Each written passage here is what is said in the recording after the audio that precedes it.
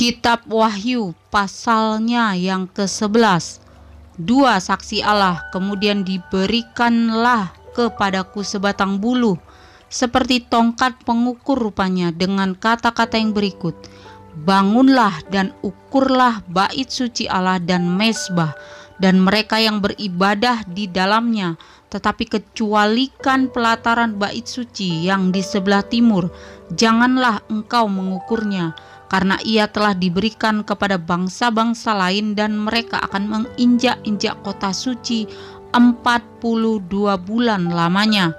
Dan aku akan memberi tugas kepada dua saksiku supaya mereka bernubuat sambil berkabung 1260 hari lamanya.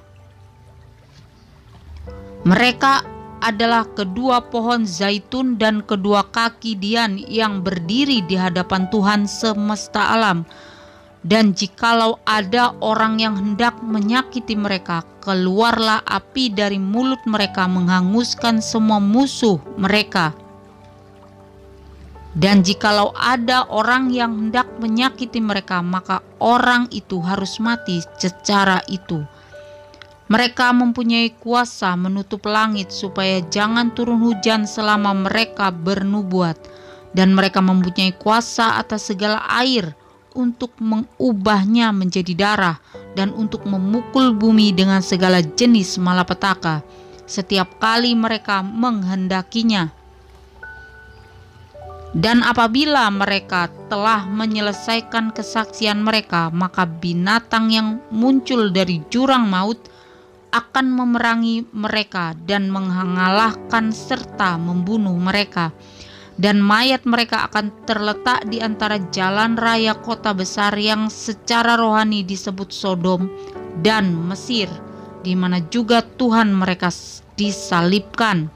Dan orang-orang dari segala bangsa dan suku dan bahasa dan kaum melihat mayat mereka 3,5 hari lamanya, dan orang-orang itu tidak memperbolehkan mayat mereka dikuburkan. Dan mereka yang diam di atas bumi bergembira dan bersukacita atas mereka itu, dan berpesta dan saling mengirim hadiah, karena kedua nabi itu telah merupakan siksaan bagi semua orang yang diam di atas bumi. 3,5 hari kemudian masuklah roh kehidupan dari Allah ke dalam mereka, sehingga mereka bangkit, dan semua orang yang melihat mereka menjadi sangat takut. Dan orang-orang itu mendengar suatu suara yang nyaring dari sorga berkata kepada mereka, naiklah kemari. Lalu naiklah mereka ke langit, diselubungi awan, disaksikan oleh musuh-musuh mereka. Pada saat itu terjadilah gempa bumi yang dahsyat, dan 1/10 bagian dari kota itu rubuh, dan 7.000 orang mati oleh gempa bumi itu. Dan orang-orang lain sangat ketakutan, lalu memuliakan Allah yang di sorga. Celaka yang kedua sudah lewat, lihatlah celaka yang ketiga segera menyusul. Sangkakala yang ketujuh, nyanyian puji-pujian para tua-tua. Lalu malaikat yang ketujuh meniup sangkakalanya, dan terdengarlah suara-suara nyaring di dalam sorga, katanya, pemerintahan atas dunia dipegang oleh Tuhan kita, dan Dia yang diurapinya, dan Ia akan memerintah sebagai raja sampai selama-lamanya. Dan ke-24 tua-tua yang duduk di hadapan Allah di atas tahta mereka tersungkur dan menyembah Allah sambil berkata, kami mengucap syukur kepadamu ya Tuhan Allah yang Maha Kuasa, yang ada dan yang sudah ada, karena Engkau telah memangku kuasamu yang besar dan telah mulai memerintah sebagai raja, dan semua bangsa telah marah, tetapi amarahmu telah datang, dan saat bagi orang-orang mati untuk dihakimi dan untuk memberi upah kepada hamba-hambamu, nabi-nabi dan orang-orang kudus, dan mereka yang takut akan namamu, kepada orang-orang kecil dan orang-orang besar, dan untuk membinasakan barang siapa yang membinasakan bumi. Maka terbukalah bait suci Allah yang di sorga, dan kelihatanlah tabut perjanjiannya di dalam bait suci itu, dan terjadilah kilat dan deru guru dan gempa bumi dan hujan es lebat. Kitab Wahyu pasalnya yang ke-12, perempuan dan naga. Maka tampaklah suatu tanda besar di langit, seorang perempuan berselubungkan matahari dengan bulan di bawah kakinya dan sebuah mahkota dari 12 bintang di atas kepalanya. Ia sedang mengandung dan dalam keluhan dan penderitaannya hendak melahirkan, ia berteriak kesakitan. Maka tampaklah suatu tanda yang lain di langit, dan lihatlah seekor naga merah padam yang besar, berkepala 7 dan bertanduk 10. Dan di atas kepalanya ada 7 mahkota, dan ekornya menyeret sepertiga dari bintang-bintang di langit dan melemparkannya ke atas bumi. Dan naga itu berdiri di hadapan perempuan yang hendak melahirkan itu untuk menelan anaknya. Segera sesudah perempuan itu melahirkannya, maka ia melahirkan seorang anak laki-laki yang akan menggembalakan semua bangsa dengan gada besi. Tiba-tiba anaknya itu dirampas dan dibawa lari kepada Allah ke tahtanya. Perempuan itu lari ke padang gurun, di mana telah disediakan suatu tempat baginya oleh Allah, supaya ia dipelihara di situ 1260 hari lamanya.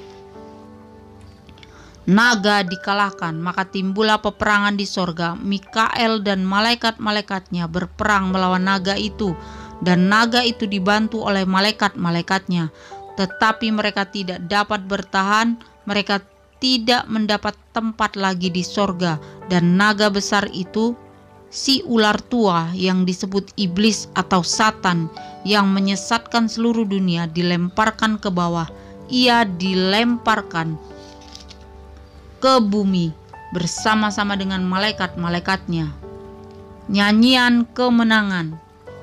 Dan aku mendengar suara yang nyaring di sorga berkata, sekarang telah tiba keselamatan dan kuasa dan pemerintahan Allah kita dan kekuasaan Dia yang diurapinya, karena telah dilemparkan ke bawah pendakwa saudara-saudara kita yang mendakwa mereka siang dan malam di hadapan Allah kita, dan mereka mengalahkan Dia oleh darah anak domba dan oleh perkataan kesaksian mereka, karena mereka tidak mengasihi nyawa mereka sampai ke dalam maut.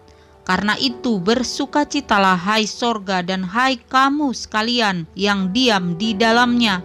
Celakalah kamu hai bumi dan laut, karena iblis telah turun kepadamu dalam geramnya yang dahsyat, karena ia tahu bahwa waktunya sudah singkat. Naga memburu perempuan itu. Dan ketika naga itu sadar bahwa ia telah dilemparkan di atas bumi, ia memburu perempuan yang melahirkan anak laki-laki itu.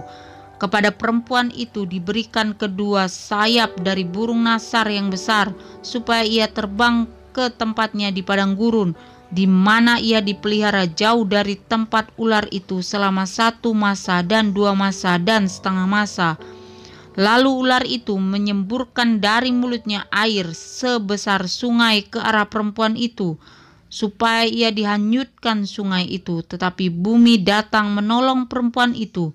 Ia membuka mulutnya dan menelan sungai yang disemburkan naga itu dari mulutnya. Maka marahlah naga itu kepada perempuan itu, lalu pergi memerangi keturunannya yang lain, yang menuruti hukum Allah dan memiliki kesaksian Yesus, dan ia tinggal berdiri di pantai laut.